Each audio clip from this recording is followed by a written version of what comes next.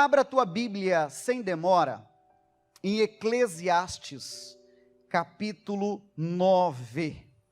É um assunto que o Senhor está tratando com a igreja dele hoje. E eu creio que o Senhor vai falar contigo. O texto é Eclesiastes. O capítulo é o 9 e o versículo é o 10. Hoje eu batizei a mensagem, que por sinal a mensagem de hoje, irmão, já é a de número 181. Se não fosse as paralisações, já teriam passado de 200 fácil. E eu creio que dessas 181, o Senhor já falou contigo, já ou não já? Já ou não já? Louvado seja o nome do Senhor. Hoje então é a de 181 e vai falar contigo também. Crê ou não crê? Vai falar. Bom, Eclesiastes 9:10. Observe, acompanhe, grife, anote e se desejar até leia junto. Olha o 10. Tudo quanto te vier a mão para fazer, faze-o conforme as tuas forças.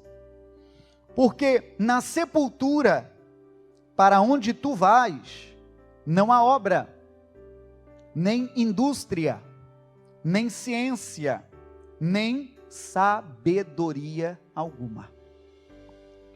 Eu sei que seu coração está alegre, você louvou, você celebrou, você teve um dia lindo, ganhou muito dinheiro. Eu sei que você teve um dia maravilhoso, mas me perdoe quebrar um pouco desse clima, porque eu vou começar essa mensagem falando sobre morte. E eu sei que o assunto morte é um tanto pesado. Tem gente que até esquiva, não gosta de ouvir.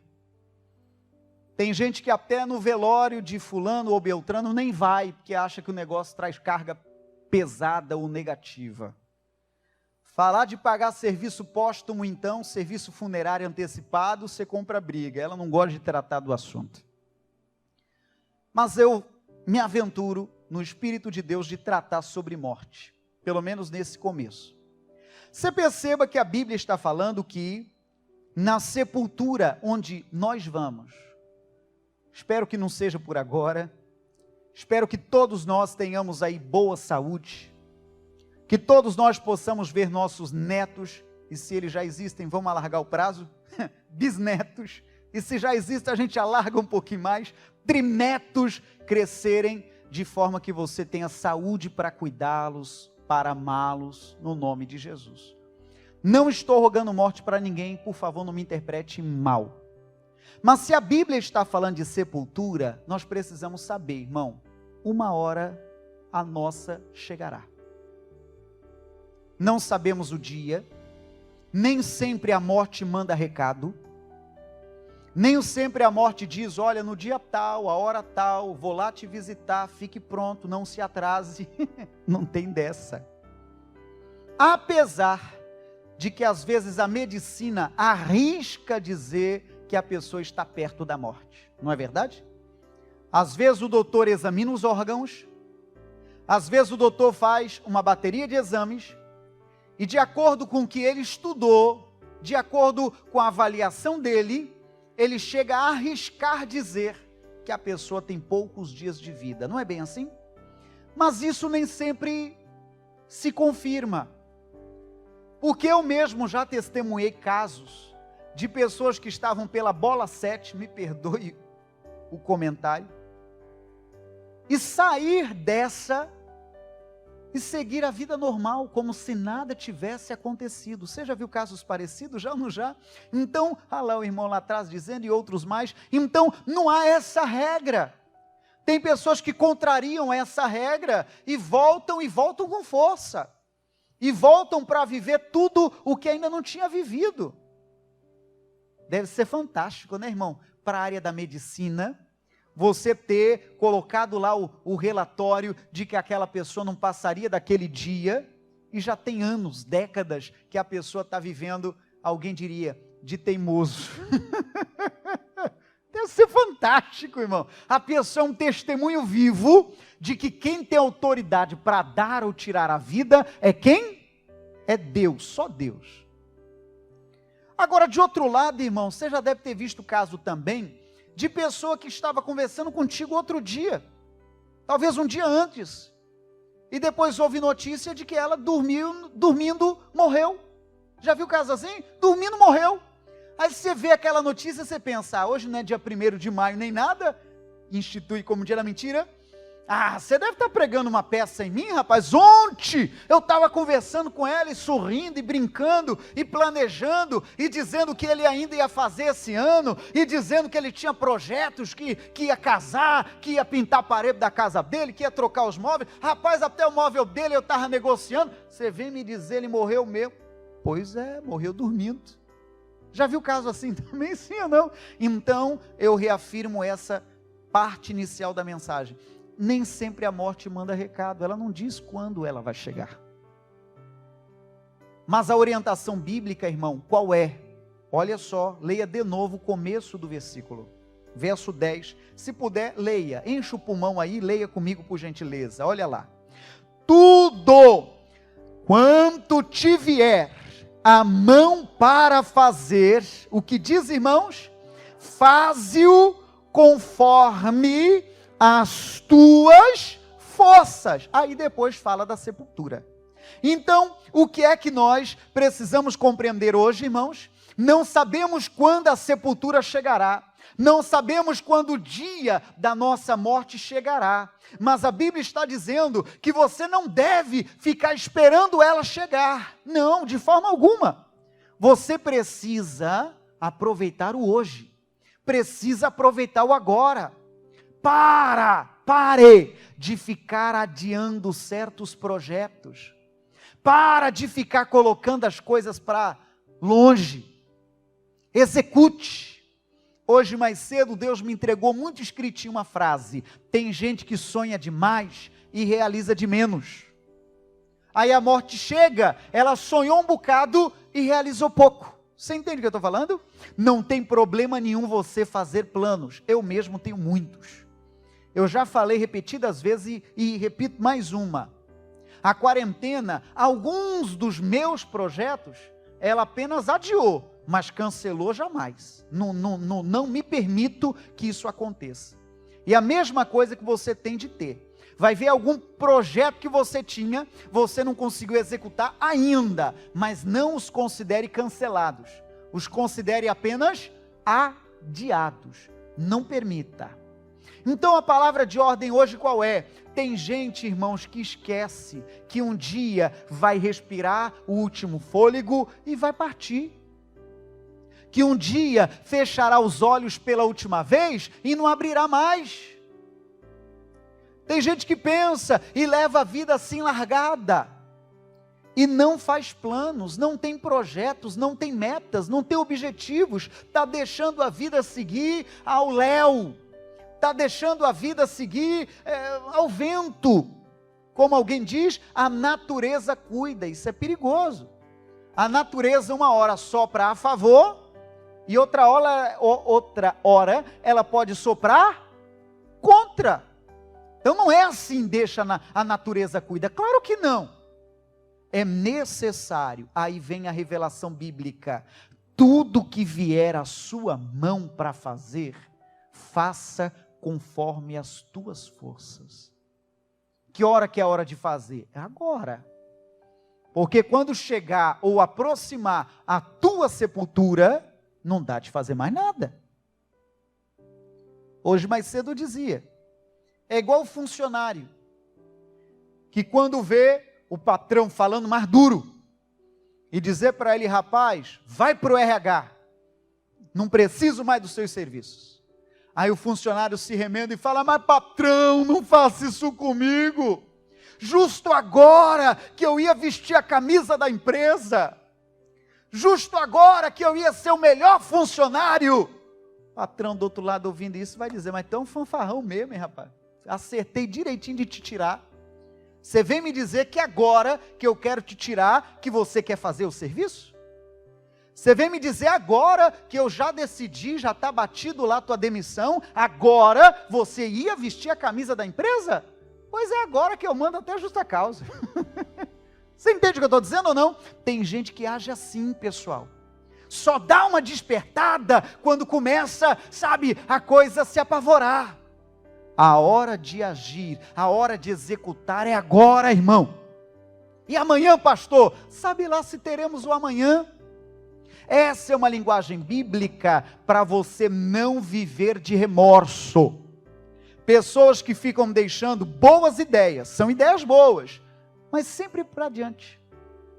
Uma hora dessa eu faço, uma hora dessa eu perdoo, uma hora dessa eu passeio, quando eu tiver dinheiro sobrando, eu convido a esposa para jantar fora. Quando eu não tiver mais nada para fazer, eu vou fazer uma viagem com a família. Pois é. Talvez você esqueceu que esse dia sem nada para fazer nunca vem. Você sempre vai achar alguma coisa para fazer. Vai ou não vai, irmão? A vida é assim, irmão, não para. Até quem é do lar, você é minha testemunha. Tem muito trabalho no lar ou não tem? Tem ou não tem? Irmão, o negócio não para. Então, qual que é a palavra de ordem? Se você tem sonhos, a hora de tirar eles do papel, qual é? É agora. Não fica nessa uma hora. Não. Você tem que fixar metas. Tem que colocar data. Além do plano divino, sabe o que é que lhe trouxe aqui? Hora, dia. Você olhou, hoje é sexta, olha, está dando a hora, não é bem assim? Foram essas duas informações, dia e hora, que fez com que a gente se encontrasse aqui. Se fosse uma hora dessa, eu vou na igreja, vai ver se eu não ia encontrar ninguém aqui, ia estar tudo apagado, desligado, todo mundo em casa. Porque o negócio não é assim que funciona, tem que ter ordem, tem que ter hora, tem que ter compromisso, tem que ter comprometimento, inclusive com seus sonhos, com seus projetos. Amém, gente? Se você avançar a leitura bíblica e for a Provérbios 16, você vai entender isso aí um pouquinho melhor. E o versículo é o primeiro. Então, dentro dessa visão e dessa leitura, eu batizo a mensagem de hoje, irmão, como riquezas enterradas. Em razão disso que estamos falando, eu batizo a mensagem de riquezas enterradas, já que falei lá no começo sobre sepultura. O verso 1 de Provérbios 16 diz bem assim: do homem são as preparações do que, irmão? Do coração. Mas do Senhor é o que? É a resposta da boca. Para aqui um instante. Esse texto não é novo para a maior parte de nós. Vai ver, você já o leu, vai ver, você já o conhecia. É um texto muito forte. E tem gente que lê meio que correndo e medita só a segunda parte do versículo, que diz que a resposta vem da boca de quem? Do Senhor. Puxa, isso aí é fato. Isso é indiscutível. A gente sabe que quem tem autoridade para assinar embaixo, quem é? É Deus. Isso aí, acho que ninguém aqui iria contra essa direção bíblica. De que Deus tem autoridade de assinar embaixo, de que Deus tem autoridade de mandar lá uma equipe de anjos até o desafio que você está enfrentando e acabar com ele num estalar de dedos. Tem ou não tem?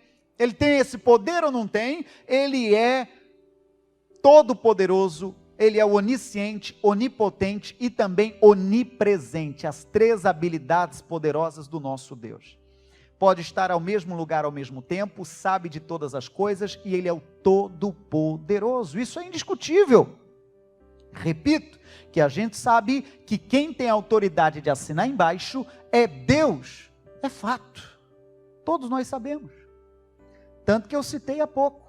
Alguém que está na UTI, que o doutor desenganou, sair de lá e sair andando, irmão, isso aí é porque Deus colocou a mão dele lá. Não tem outra explicação. Sim ou não? Não tem outra explicação.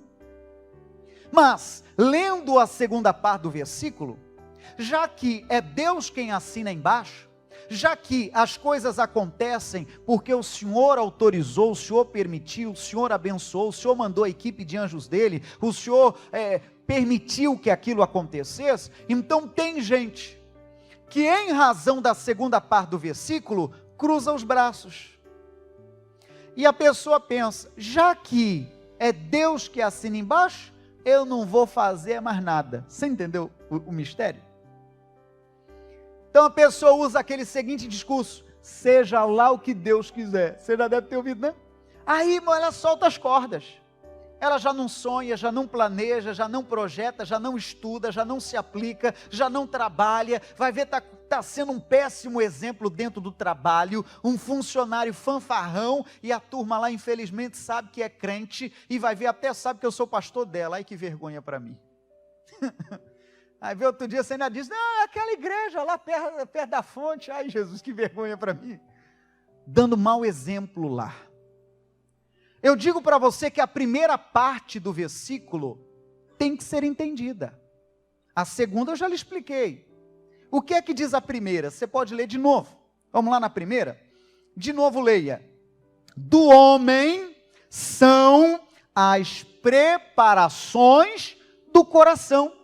Então perceba, irmão, é Deus que assina embaixo? Já entendemos isso. É indiscutível, é Deus que manda na coisa. Mas a Bíblia está dizendo que quanto a nós, cabe a nós fazer o que, irmão? Os projetos do coração, cabe a nós.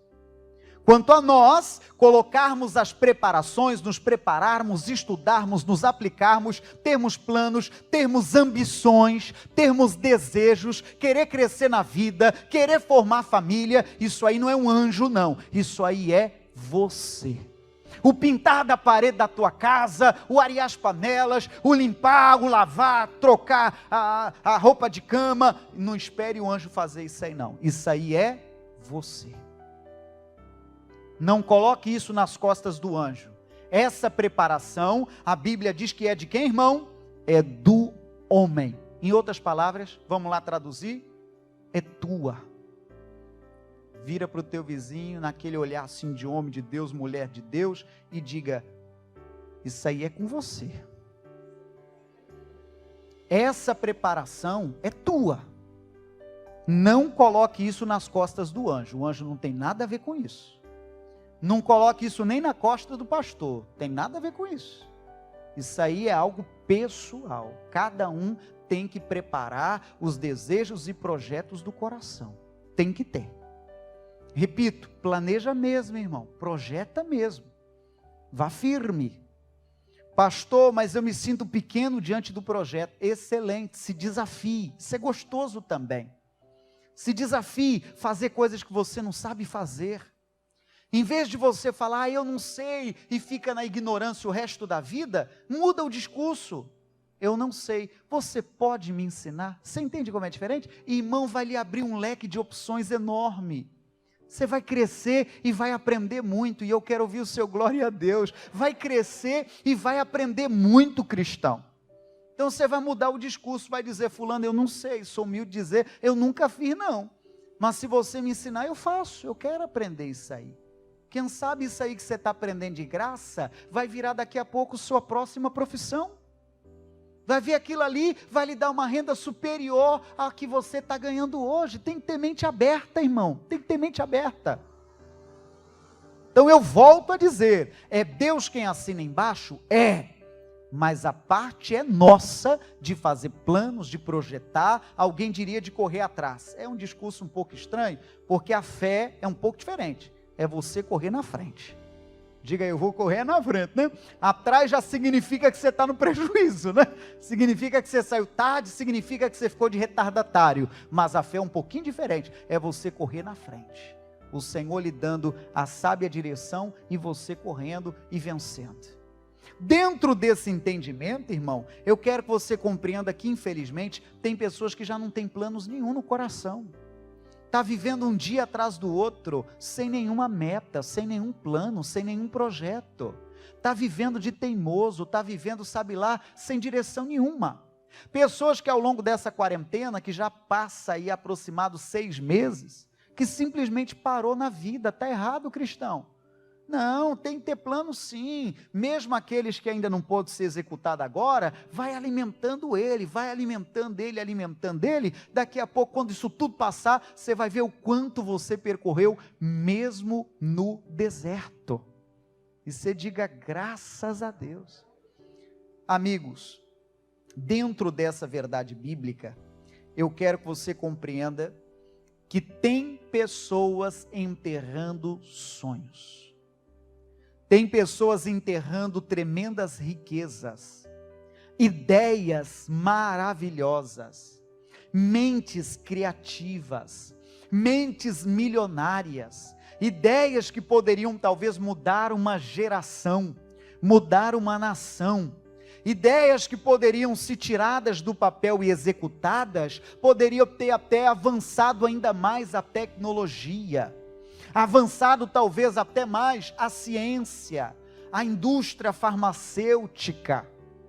A palavra de ordem é: não apenas sonhe, execute, para que você não tenha amargura lá na frente, de ter chegado o dia da sua sepultura, ou ter aproximado o dia da tua sepultura, e você não ter vivido tudo o que Deus tinha para você.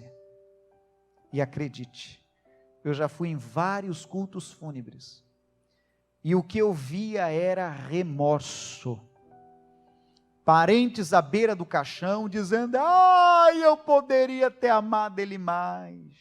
Eu não sei se você já viu isso. Ai, eu poderia ter feito o que ele pediu. Ai, comentários tudo dessa natureza, de pessoa que está vivendo o remorso de ter recebido uma direção e de não ter executado. Eu poderia ler muito mais, irmãos, tem muitos textos a respeito desse assunto, mas eu quero me concentrar nesse que estamos lendo. Fecha a Bíblia ali adiante. Pastor, e o que mais eu preciso compreender? É de que todos nós um dia conheceremos a sepultura. Todos nós. E a orientação bíblica é: o que tem para você fazer, faça agora, conforme as suas forças. Pastor, é porque eu não sei fazer. Tudo bem, aprenda. Eu falava mais cedo, irmão, sobre um brasileiro, jogador de basquete, que nos deu muitas alegrias, agora já pendurou a chuteira, mas um homem chamado Oscar. Ele se profissionalizou tanto na profissão de jogador de basquete, que ele recebeu um apelido de Mão Santa. Quem lembra do Oscar? Lembra do Oscar? Mão Santa. Ele recebeu esse apelido porque ele tinha uma habilidade. Olha que a bola de basquete é muito pesada. De longe, ele conseguia arremessar aquela bola e acertar a cesta. Que os pontos maiores são de mais longe. Então, quando o time precisava, mais do que depressa jogava a bola na mão dele, na esperança, ele sabe acertar, ele vai marcar o ponto e vai nos ajudar a sair desse apuro dos pontos, desse desafio. Só que quem vê ele só acertando, talvez não vê que tudo tem um começo. Não pense você que ele sempre só acertou. Entende a mensagem? Ele errou muito. Vai ver, teve dia que ele jogou a bola sem força e não chegou nem no aro. Todo mundo tem um começo. E é essa a nossa lição. Não se cobre a ponto de, eu não sei, e então não vou fazer. Não sabe? Eu vou aprender. Começou errando, faz parte do aprendizado errar. É porque às vezes a gente se cobra tanto, que a gente diz, se eu fizer eu vou errar. E em razão disso ela não faz. Quando é que você vai aprender? Mesmo que você erre no começo. Mesmo que você jogue a bola e não acerte na cesta, pratica. Joga uma, não deu. Joga duas, não deu. Joga três, não deu. Joga quatro. Irmão, essa turma erra muito.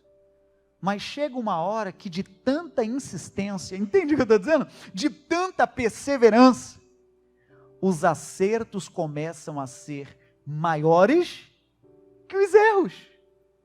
E daqui a pouco, de tanto treinar, irmão, o mais incrível é errar. Você entende? Aí alguém olha quando o cabra chega lá no topo e fala, puxa, a vida é tão fácil. Não, não é fácil. Tenta tu. Não é fácil. Significa que essa pessoa treinou para chegar lá. Palavra de ordem de Deus para nós. Talvez você se cobra tanto de não errar, mas você não tenta, você não aprendeu.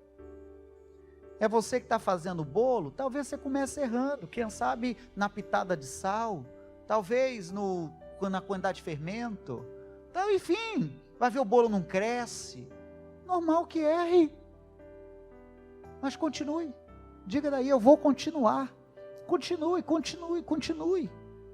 Hoje mais cedo eu brinquei, o reverendo, se você quiser que ele seja o provador oficial, traz para ele, mesmo os errados, traz para ele, que ele te ajuda. O obreiro Paulo ajuda também, né, obreiro Paulo? Ajuda, ele está ali com máscara, mas está com sorriso nas orelhas. Mesmo os bolos que você errou, pode trazer. Os irmãos agradecem, que é uma beleza. Mas vai. Amém. Exercita. Continua.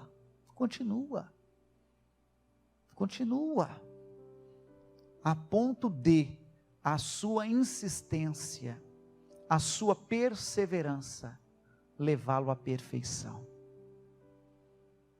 Daqui a pouco alguém vai te ver chegar lá e vai dizer, fulano teve sorte. Aí você vai rir consigo mesmo, ele não sabe o que eu passei para estar aqui hoje. Ele não sabe quanta água passou debaixo da ponte. Mas você sabe que você pagou o preço para chegar lá. Mas qual é a lição inicial para a gente não perder isso de vista? Saiba que para a sepultura que vamos um dia, já não dá para planejar mais nada. Quando tivermos com o pé na cova, não dá para fazer mais nada não, cristão. Não dá para planejar mais nada, não dá para pensar em casar, não dá para pensar mais em ter filho, tudo isso aí já passou o tempo, não dá mais. Chega ali aquele estágio, acabou-se de planejar, não tem mais planos. Ali agora é só contar com a misericórdia do Senhor, de um dia o Senhor trazê-lo e levá-lo para o céu, o corpo volta ao pó e o espírito volta a Deus que o deu, que a gente crê no plano da salvação. Mas falando sobre planos, sobre metas, sobre projetos, sobre executar projetos, acabou-se. No pé da cova acabou-se. Então a palavra de ordem qual é? A hora de planejar é agora.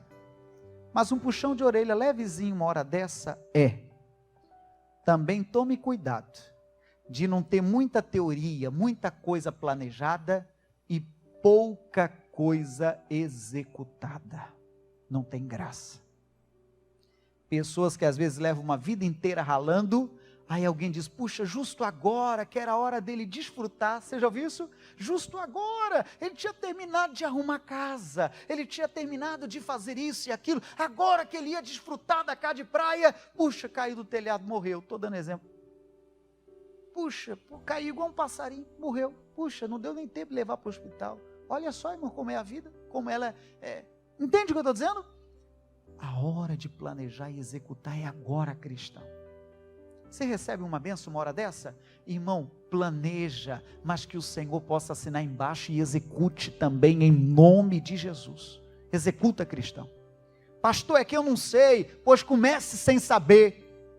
Sem dúvida, o céu olhando o seu empenho, o céu olhando que você é uma pessoa determinada, o próprio céu, o próprio Senhor lhe abrirá as portas e os caminhos. Quem recebe a bênção, diga graças a Deus e aplauda ao Senhor bem forte. Aleluia! E o Senhor, Ele é lindo, amém, gente?